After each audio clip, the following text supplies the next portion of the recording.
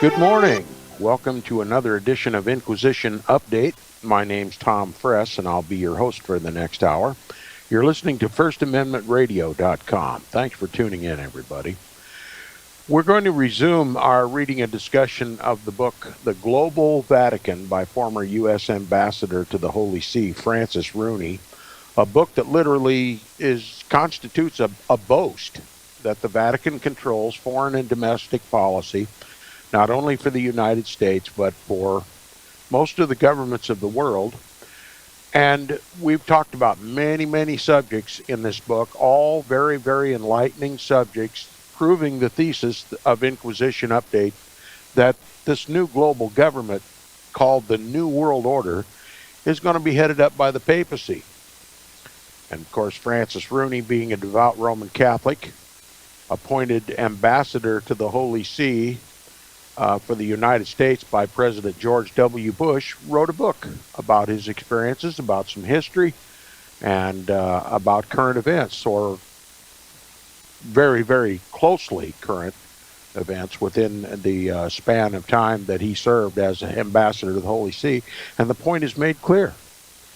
This isn't the voice of a Protestant or an anti-Catholic bigot. This is from Rome's own mouth. And I think we can take it, except for the obvious deceptions and misleadings in this book, we can take it pretty much at face value. Now, one of the very, very deceptive subjects talked about was the one that we concluded with last time, and that is Rome's involvement in human trafficking. Now, while the Vatican stands publicly opposed to human trafficking, the Vatican has been a historic trafficker of human beings, of men and women. And the sex trade is part of that human trafficking. Now, some would roll their eyes and say, I don't believe it, but that means you don't believe the Bible, because the Bible says in Revelation chapter 18, toward the end of the chapter, after enumerating all of the articles that the Vatican traffics,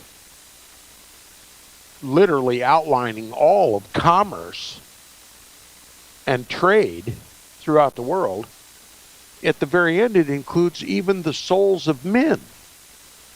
Last time we reminded the listeners that the slave trade, particularly that which took place here in the United States in the early years of the founding of this country, was conducted by the Jesuits. That the Jesuits had used Muslims in northern Africa to round up Christians, Bible-believing Christians, out of northern Africa, and paid them handsomely for overcoming them physically, militarily, and then selling them to the Jesuits, and the Jesuits brought them here to this country. That's how the slave trade that's how the Jesuit slave trade manifested itself in this country. That's a subject that you won't hear anywhere. Who were the blacks that came to this country? They were Bible-believing Christians in northern Africa. That's why the blacks are so spiritual in their nature. Now, because of the mishandling of these Bible-believing Christians from northern Africa and their abuse in the slave industry in this country, they've turned away from Christianity and now embrace Islam, the very religion that motivated the Muslims to round them up in the first place.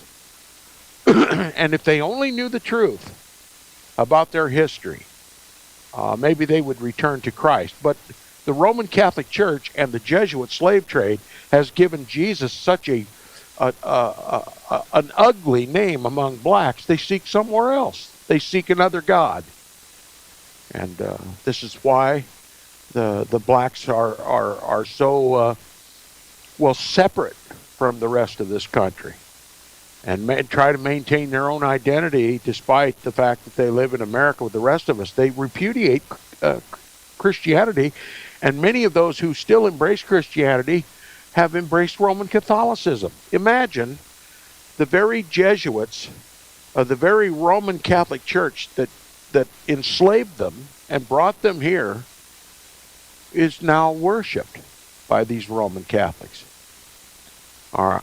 these black people in the United States. It helps in our understanding of the racial divide in this country to know how it started. And Rome was in the thick of it. The trafficking of blacks from northern Africa to this country was the business of the quote-unquote Holy See. Now, continuing in this discussion about human trafficking, we will continue where we left off last time. We're going to begin in the second full paragraph on page 174 of the book, if you're following along. It says, this is Francis Rooney speaking as ambassador to the Holy See. He says, the work we did with the Holy See on trafficking was motivated by, listen to this, human compassion for the victims, but also by a broadly shared commitment to the concept of inalienable human rights. Okay? So, according to Francis Rooney, the Holy See is motivated by human compassion for the victims of human trafficking. Now, how does that square with history? It's a lie. The Vatican runs the slave trade. Human trafficking is the business of the quote-unquote Holy See, or the Bible is a liar. Who are you going to believe? Revelation chapter 18 includes the souls of men as part of the traffic, the commerce of the Roman Catholic Church. Now he says, for the United States, the country which first explicitly encoded such rights as laws, joined the Holy See to assiduously and constantly curb violations of basic liberties around the world, wherever and in whatever form they arise. And it makes for a natural and potent alliance. So now you have the Holy See and the United States presumably on a global campaign to stop human trafficking. And what have we seen throughout this book? That the United States is literally the right arm of the Vatican. Now, do you think the leopard spots have changed? Or is the United States government and the Vatican together under the pretense, the public pretense of stopping human trafficking, are they literally running it together and profiting by it together? Well, let the Bible be the judge. Not popular belief, but the Bible. Okay? Now, they publicly pretending to be against human trafficking. Now it says, for the United States, the country which first explicitly encoded such rights as laws, joined the Holy See to assiduously and constantly curb violations of basic liberties around the world, wherever and in whatever form they arise, makes for a natural and potent alliance. Okay? A natural and potent alliance with the Antichrist. Now he says the ultimate beneficiaries of Holy See U.S. cooperation are those fundamental freedoms which, once lost, are not easily regained.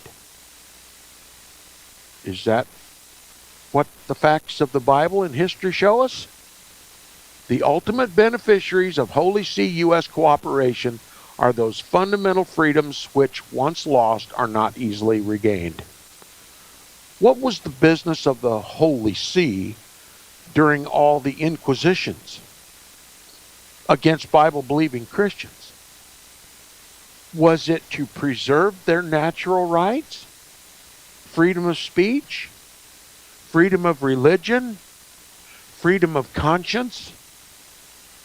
Or was it to silence their protest against the Roman Catholic Church and their upholding of the written Word of God? They were silenced because they were telling the truth about the Roman Catholic Church and the papacy. They were Protestants long before the word was even coined. And they were killed by the Roman Catholic Church. Denied freedom of speech. Denied freedom of religion. Denied freedom of conscience. And they were denied their own heads. That's the history, the real history, the forgotten history of the Roman Catholic Church. Now the United States is closely allied with this monster in Rome.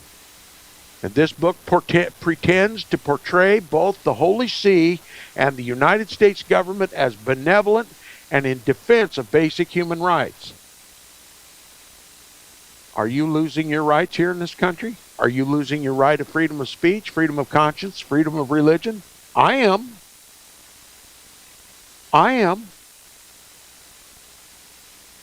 And we're also going to be denied our heads. We're going to be called radical fundamentalists, protesters, domestic threats, because we threaten the Pope's New World Order by just simply telling the truth about its history. Okay? He says the ultimate beneficiaries of the Holy See U.S. cooperations are those fundamental freedoms which, once lost, are not easily regained. Just ask any Protestant, he'll tell you that. Once you lose your basic Protestant liberties, it's very, very difficult to get them back. And he says, and just as the American ideal has inspired the quest for human rights all around the world, including in past years within the Vatican itself, the Holy See now urges increasingly secular America to cherish these ideals and make sure we do not lose sight of them, especially when it comes to religious freedom. Imagine that. The papacy says it's all about religious freedom, when its history defies even the suggestion. Now, it reminds us, as F.A. Hayek writes in his classic, The Road to Serfdom, that, quote, if the democracies themselves abandon the supreme ideal of the freedom and happiness of the individual, if they implicitly admit that their civilization is not worth preserving, they have indeed nothing to offer, unquote. Benjamin Franklin, with his inimitable gift of making complex ideas simple, put it another way, quote, those who would give up essential liberty to purchase a little temporary safety deserve neither liberty nor safety, unquote. And Benjamin Franklin, it's what he said is almost prophetic in what's happening today. Americans more than willing to give up their blood-bought liberties for a little security. National security. And they're going to get neither. All right, the issue of religious freedom happened to come into sharp focus just a month after my arrival in Rome, says the author. In November of 2005, President Bush visited China and met with President Hu Jintao. Excuse me. Though our Vatican embassy was only tangentially involved, the president's China visit brought into focus some of the problems that the Catholic Church, among other religions, still face in large parts of the world in the early 21st century. Now, if I'm supposed to really believe that George W. Bush wasn't in cahoots with the Roman Catholic Church in his visit to China, I'll, eat my hat if I owned one. Okay, it says during his trip, the third of his presidency to China, President Bush discussed a broad range of issues with the Chinese government. Among these was China's record on human rights. One basic right that President Bush addressed pointedly was the right of free worship, a matter of great personal conviction to the president. Quote, "My hope is the government of China will not fear Christians who gather to worship openly," unquote, he told reporters on Sunday, November 20th, after attending a government-sanctioned Protestant service in Beijing. Don't want to leave out those Protestants in Beijing, do we? Quote, "A healthy society is a society that welcomes all faiths," unquote. He specifically recommended that China invite Vatican representatives to discuss Catholicism in China. So there's your main thrust, is Catholicism in China, and the author's now going to tell us how far that involvement goes, and I think your eyes will be open. He says, to complement and reinforce the president's message, we released a statement from the embassy on November 21st. Quote, "China has a great opportunity, following the president's visit, to become more open to the Holy See. Not to Jesus Christ, to the Holy See. And to work toward greater freedom for its Catholic citizens." He's altogether worried about the Catholic citizens, isn't he? "And indeed, for those of all faiths." Right? Mentions the Catholics by name. Now it says the relationship between the Holy See and the United States is strong, and we will continue to work together to promote political and religious freedom in the world. So why are they involving political along with religious? Because the Roman Catholic Church is first and foremost a political institution that wraps itself around the name of Christianity and then absolutely ruins Christianity by all of its acts. Destroys the name of Christ. All right? He says, I noted that in line with the president's priorities, I intended to make religious freedom in China an important focus as ambassador. So here is a U.S. ambassador to the Holy See, now going to be greatly involved in religious liberty for China. That is, religious liberty for Catholics in China. Is that what you would want a U.S. ambassador to the Holy See to be doing? He says, I noted that in line with the president's priorities, I intended to make religious freedom in China an important focus as ambassador. That is, the U.S. ambassador to the Holy See. Okay? All of a sudden now he's an ambassador of the United States to China and the Holy See, isn't he? He says, on November 22nd, an article in the Italian daily La Stampa quoted an anonymous Vatican insider disparaging American efforts to achieve religious freedom in China. Quote, if we go to Beijing, it will certainly not be on the back of the United States, unquote, said the official. The comment reflected the characteristic reluctance of any sovereign to appear influenced by another. In other words, if the Vatican's going to do anything in China, it's going to do it under its own merit, and it's not going to ride into China on the backs of the United States of America. The Pope is the King of Kings, right? Not a vassal of the American government. Okay, now it says, but it also raised a concern held by some in the Vatican that the United States, by pressing the issue of religious rights, might inadvertently upset the delicate relations between the Holy See and China, and inciting Beijing to clamp down further on religious freedom. So the Vatican's putting forward this notion that if Bush starts shooting off his mouth too much, the Roman Catholic Church might suffer as a result. Okay, so the papacy's going to speak for himself. Now he says no Chinese leader would risk appearing to submit to the demands of an American president. A provoked Beijing might even make a special effort to prove its intransigence, and the Holy See would be among its targets. The Chinese government had already taken measures against the Vatican in September when Beijing refused permission for 4 Chinese Catholic bishops to attend a synod in Rome. As if to demonstrate its resolve, the regime had also arrested a priest and several seminarians the week before Bush's visit. All right, what's this all about? Well, China, because of prior Jesuit involvement in China, realized that the Roman Catholic Church is, like it was regarded in the colonies in the early days of this country, as one of the greatest evils of all evils to be feared in a nation. They had plenty of experience with the Jesuits and their machinations.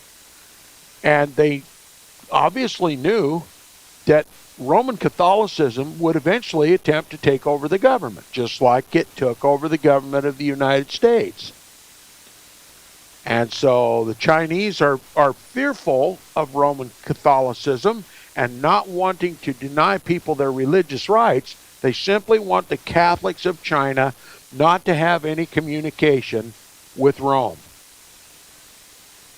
So the Chinese government wishes to elect or appoint all of the Roman Catholic bishops for China, so that their first loyalties will be the Chinese government and not the Vatican government. You see, that was the same concern that was had against Catholics in this country, that if Rome appointed the bishops and the bishops controlled the American Roman Catholic Church, then by default the Pope would be the controller of the Roman Catholic Church, and the American government, the Roman Catholics wouldn't be loyal to the American government. So we're seeing the same old beaten path still being tread in China. The natural fear of the Chinese government was that a foreign potentate could overthrow the government through the Roman Catholic Church in China. Now it says the Chinese government, now listen, let me back up a minute. He says the comment reflected characteristic reluctance of any sovereign to appear influenced by another, but it also raised a concern held by some in the Vatican that the United States, by pressing the issue of religious rights, might inadvertently upset the delicate relations between the Holy See and China, inciting Beijing to clamp down further on religious freedom.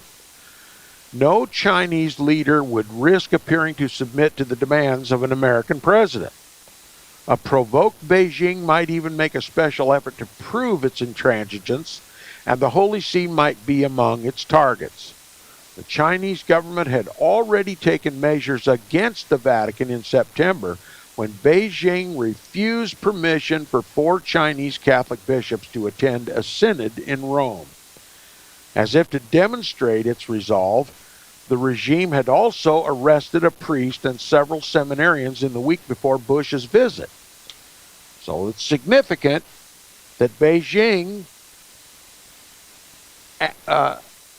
predicted that Bush and the Roman Catholic Church were in cahoots. So they arrested these Roman Catholic bishops. Excuse me. He says the history of the Catholic Church in China. This is really the gist of all of this. This is going to remind you of the colonial period in the United States. It says the history of the Catholic Church in China reaches back to the arrival of the Jesuit missionary Matteo Ricci in Macau in the late 16th century. Nearly 4 centuries later, in 1951, the Chinese Communist government ordered Catholics to cut themselves off from Rome. You suppose 400 years of Jesuit machinations finally taught China a lesson, just like it should have taught America a lesson? We'll be back right after the message. You're listening to Inquisition Update on First Amendment Radio.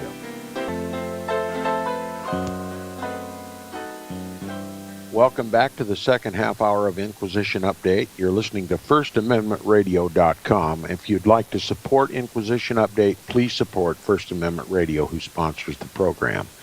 And if you'd like to contact me directly, as many do, please email me at tom@seawaves.us. That's tom@seawaves, just like the waves of the sea, .us. tom@seawaves.us.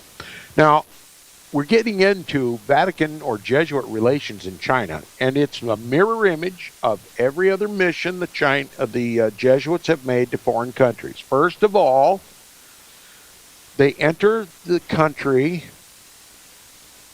under disguise. Finally, they influence the government by building universities that caters to the ruling class. They educate the children of the ruling class of the nations that they are infiltrating. And in addition to educating their children, they help to establish foreign trade for that nation. So they flatter the leadership of every nation by giving the best education to their children, giving them a strong advantage to remain in the ruling class and to perpetuate the dynasty of that nation, and at the same time ingratiate themselves to this government by opening up trade to the rest of the world. The great traders of the world are the Jesuits. Okay, they establish trade with every nation, and obviously China benefited from that, as she does even today. As a matter of fact, most of the material goods that used to be produced in this country have now been replaced with Chinese goods. That is a direct result of Jesuit involvement with the government of China and cooperation with the government of the United States of America. And all of it has a purpose, and I'll just skip to the end. What you're seeing today in China's apparent new aggression in the Middle East and toward the United States, you can bet belongs in the lap of the Jesuit order. And the Jesuit machinations continue. We see it on the news, in the newspapers and in the press today, only the Jesuits are never mentioned. And it's the Jesuits who have drug Russia and China into the fray in the Middle East, and they have an objective. It might possibly be that someone in the Chinese government has read some Protestant books and has understood the machinations of the Jesuits throughout their history.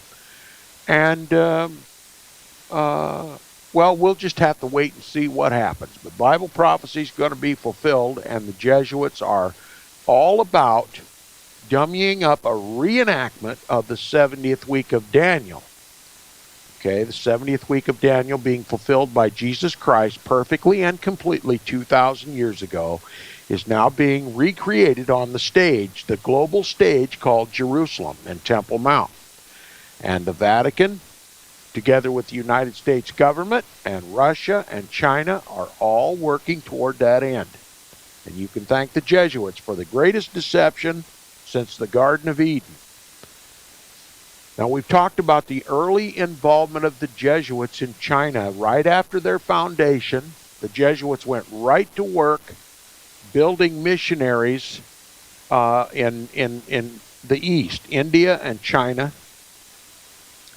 And it says nearly 4 centuries later, in 1951, the Chinese Communist government ordered Catholics to cut themselves off from Rome. So China has figured out that Rome is Well, not what it professes to be. And it's one of the greatest of evils to be feared in any nation. So the Chinese government believes that Rome is interfering by controlling. Listen, Roman Catholic canon law demands that every Roman Catholic, no matter where he lives, answers first to the Pope. All right? A foreign potentate. That's a threat to the government of every land. Just like it's a threat here in the United States of America. This is exactly what incited the Protestants against the Catholics in the early founding of the country. They knew enough of the history of the Roman Catholic Church to know what the Roman Catholics would ultimately pose in this country. A threat to Protestants and a threat to our Protestant government. It was intended that Protestantism would regulate affairs in the United States, not the Pope. And now China's got the same concerns, and he doesn't want the bishops of the Roman Catholic Church to have any communication with Rome. Look, just like the colonists in this country didn't want the Pope interjecting himself into the domestic affairs of the colonial period. And it's just the same old story being told over and over and over. Any land where the Jesuits have established missionaries have eventually suffered the same consequences. As a matter of fact, this was the very reason why the Jesuits were suppressed by the papacy. The Jesuits became so rambunctious and interfering in the domestic affairs of other nations that even Roman Catholic nations demanded that the Jesuits be disbanded. And that's what Pope Clement XIV did. Now, then the papacy realized that it couldn't survive, that the advancement of the New World Order was attributable to the Jesuits, and it had to ingratiate itself back into the Jesuit leadership, and so they reestablished the Jesuits. Okay, so the world is suffering the machinations of the Jesuits even to this day. China is one. Now he says, henceforth all Catholics were to practice under the jurisdiction of a government agency, which assumed all ecclesiastical authority, including the appointment of bishops. So here's the problem: investiture. It always comes back to investiture. The Roman Catholic Pope demands that the hierarchy of the Roman Catholic Church in every land be appointed by the Pope and not the government. So it has all to do with loyalty. And China knows the problem and wants the bishops of the Chinese Roman Catholic Church to be appointed by the government and not the Pope. He said the government essentially claims, as it does to this day, the right of investiture. Needless to say, this was unacceptable to the Pope, just as it had been unacceptable to popes throughout the centuries.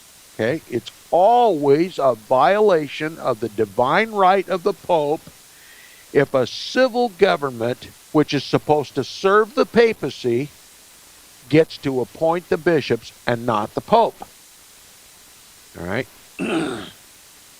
In 1958, Pope Pius XII excommunicated all Chinese bishops not approved by Rome. Okay? If a foreign Roman Catholic Church allows the government to appoint the bishops, they are ipso facto excommunicated. They're automatically excommunicated from the Roman Catholic Church. And that implies eternal damnation. Excommunication means separation from the church, and Roman Catholic canon law teaches that you cannot have God as Father unless you have Rome as Mother. So the flames of purgatory and hell will be your home if you're excommunicated from the Roman Catholic Church. So Pius XII, as all Roman Catholic popes have done, is excommunicated those who do not answer to the Pope. Does that say anything about Protestants? True Protestants don't answer to the Pope, not knowingly.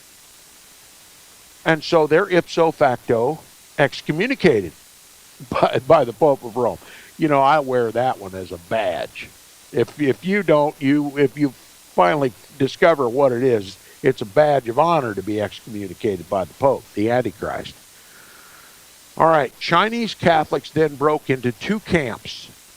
Those who defied the government and continued to practice Roman Catholicism in accord with the Vatican, often meeting for Mass in private homes and risking severe punishment, just like Roman Catholics did during the colonial period, and those who worshiped in state-approved churches under the government-sanctioned Chinese Patriotic Catholic Association.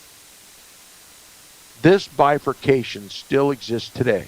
So there are two Roman Catholic churches in China. One sanctioned by the government, the other sanctioned by Rome. Those sanctioned by Rome must worship in secret, under heavy watch by the government, viewed as potential threats to the government. And look, they are forced to meet in private homes to worship,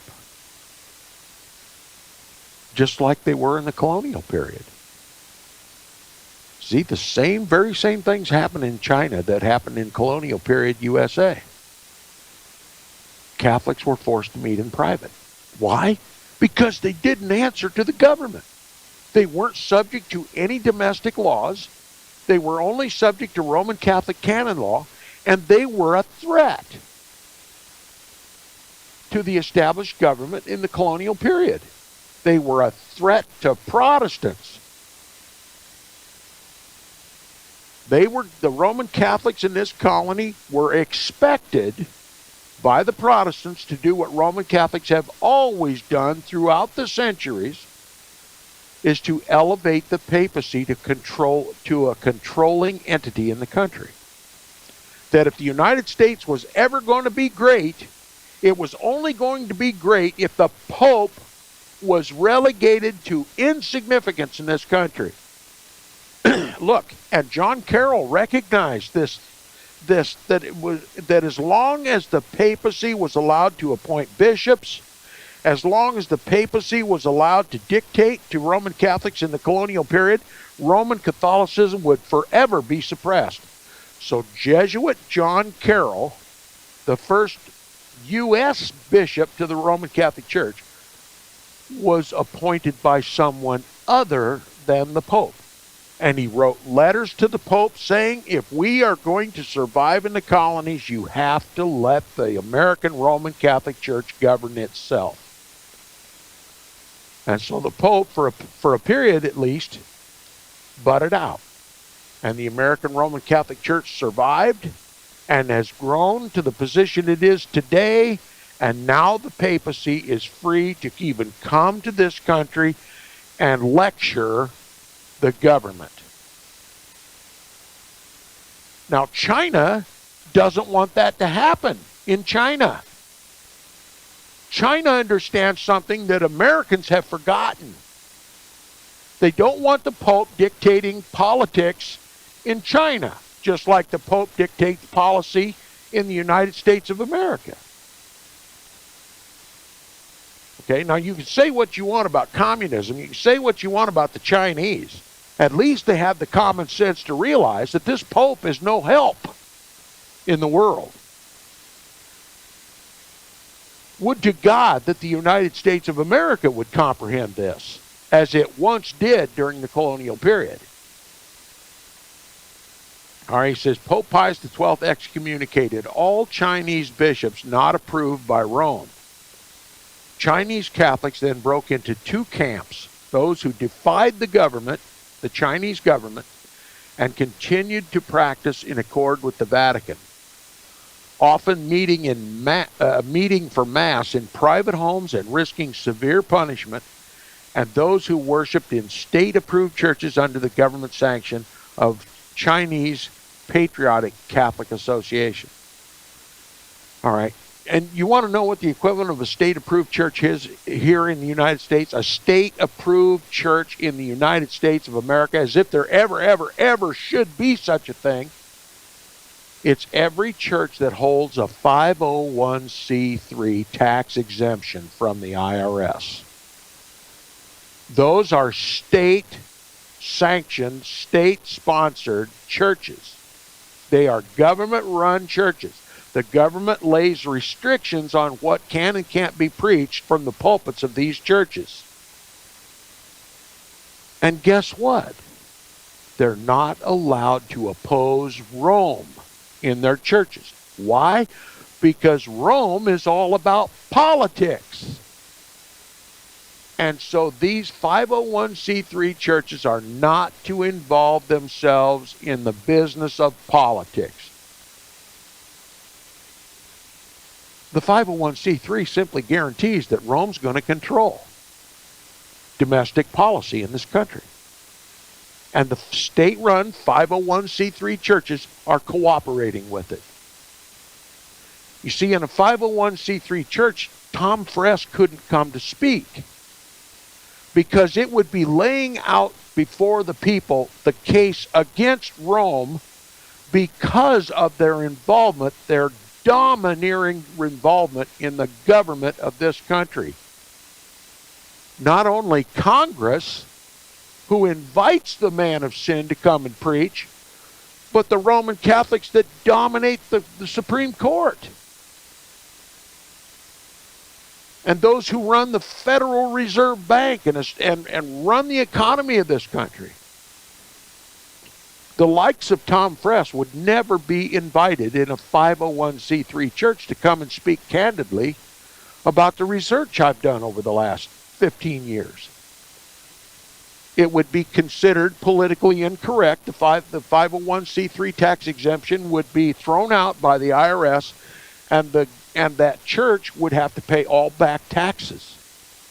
And if the church couldn't pay those back taxes, then the IRS would hold the individual board members of that church liable for the past taxes. Now, if anything, the 501c3 churches would do whatever they could to discredit me so that no one in the 501c3 church would ever hear me speak, whether in their church or not. Because if I am allowed to speak freely about the 501c3 and what advantage it ultimately lends to the papacy and the Roman Catholic Church, well then the parishioners in those churches would finally realize that their churches are sellouts to the Antichrist. And that would lead to a flood of Bible-believing Christians flooding out of the churches, seeking liberty to preach the truth about Rome. And that's why Inquisition Update is persecuted from every corner. Catholics and Protestant evangeli-bellies alike criticize Inquisition Update, want him silenced. They won't let me speak on ham radio. If I get on ham radio and start talking about these things, they come out of the woodwork to jam my signal so nobody can hear me. Catholics and evangeli-bellies together. 501c3 papists all together jamming me so nobody can hear what I have to say. And that isn't the beginning or the end of the persecution. You tell the truth, you're going to come under fire. And so, but we preach on. We preach on because we have to. This country, if it ever has a future in Christ Jesus, has to return to its Protestant beliefs. If it ever wants its liberties restored, it must kick the tyrant out of this country, lock, stock, and barrel. And that will never happen until they learn who the tyrant is. And it's the papacy.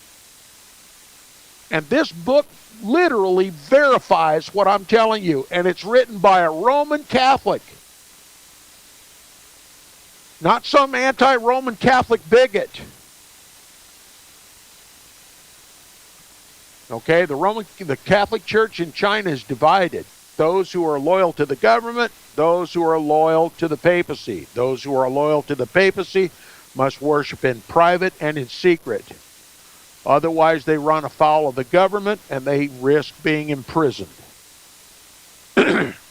Now, it says the positions of both the Chinese government and the Vatican are forcefully stated and seemingly intractable. China is determined to control the church inside its borders, while the Vatican is determined to maintain final authority on all church matters everywhere. Let me read it again. If you think this book isn't a tell-all, here it is again. Listen. China is determined to control the Roman Catholic Church inside its borders, while the Vatican is determined to maintain final authority in all church matters everywhere. That's why he calls this book the Global Vatican. And the Vatican's control over your church is manifest by its having a 501c3 tax exemption. Is it okay with you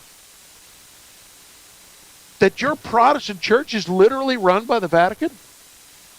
That your evangelical church is controlled by the Vatican?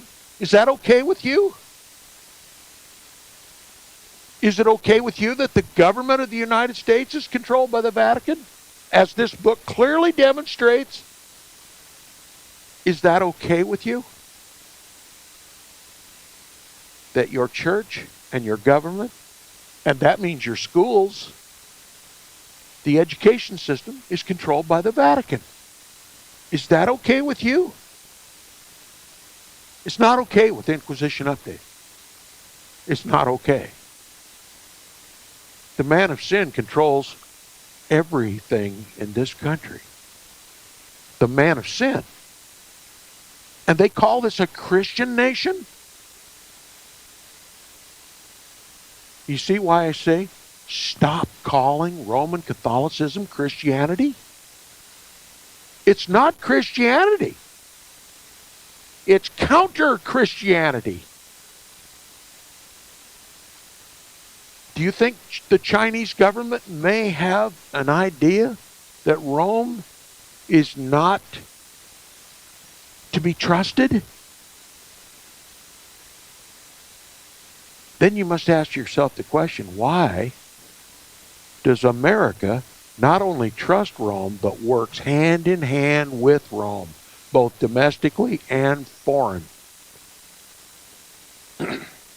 He says, particularly when questions of authority are at stake, Beijing and Rome are in conflict. A significant example of this came along shortly into my ambassadorship in March of 2006 when the Holy See elevated Joseph Zen-Zakun, Archbishop of Hong Kong, to Cardinal. China angrily retaliated by naming a Catholic bishop Ma Yingling without Vatican consent. So it's about investiture. Who's going to control the hierarchy of the Catholic Church in China? The Pope or the government? That was the same question was asked in the colonies. Who's going to control the Catholics in the colonies? The Pope or the government?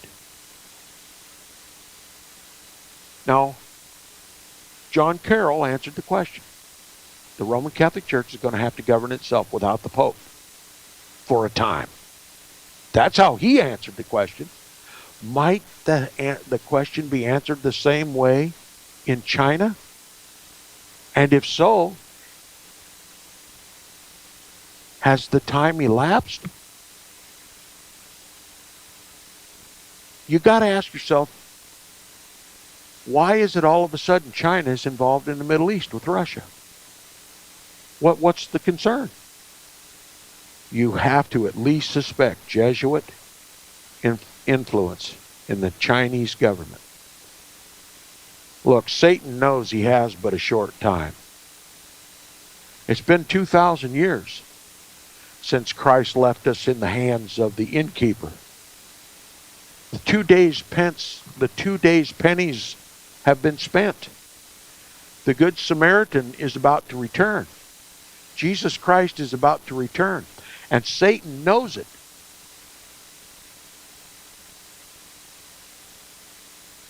And Jerusalem is going to be the focus. The great day of God Almighty is upon us. He says, if the relationship between these two ancient powers sometimes seems hopeless, China and the Holy See have actually found ways to accommodate each other over the years. The Vatican has explicitly disavowed government-appointed bishops, but has tacitly accepted most of them. The Chinese have explicitly outlawed the underground church, but usually turn a blind eye to its members, so long as they worship discreetly, much as early American colonies like Maryland turned a blind eye to their Romanists and Papists, so long as the offenders kept their religion to themselves. You see the similarities? It's even acknowledged by this author, Francis Rooney, former ambassador to the Holy See.